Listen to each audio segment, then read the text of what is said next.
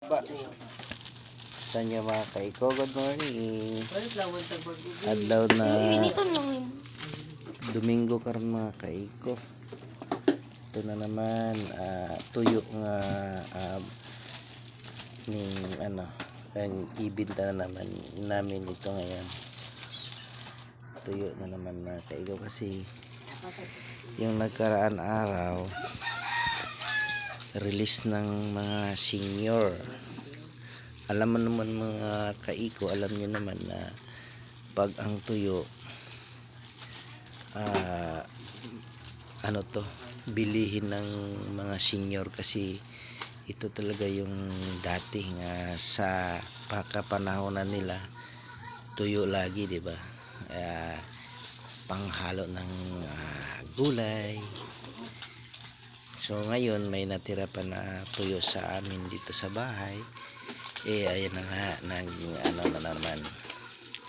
Ayan mga kaiko, isang kilo, isang balot yun. May kalahating kilo din binalot din para kung alin sa kanila isang kilo o kalahating kilo, at least hindi na yung mamimili pwede mamili pero nakabalot na sa silipin, hindi na masyadong parang hindi ka na mahirapan pamili mga kaiko kasi nakabalot na yan ito mga kaiko, isang kilo, may kalahating kilo. Ayan,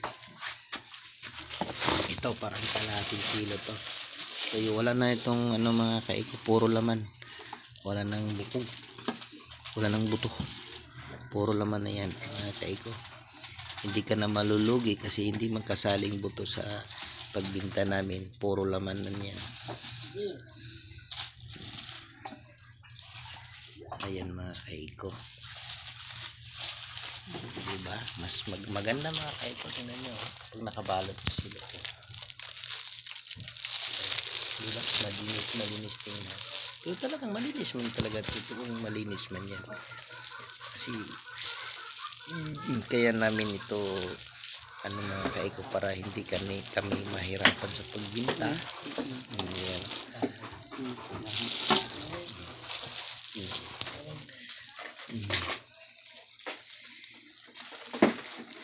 Sariwang isda ito mga kaiko, tapos binilad. Ayan, ito ang kalalabasan ng sariwa ibibilad. Tuyo, tingnan nyo, diba maganda tingnan kasi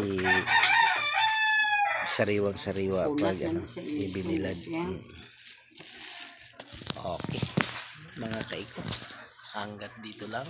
Paki-follow, paki-share ED Gablino Manulat sa page mga kaiko. Thank you, I love you all people, thank you very much.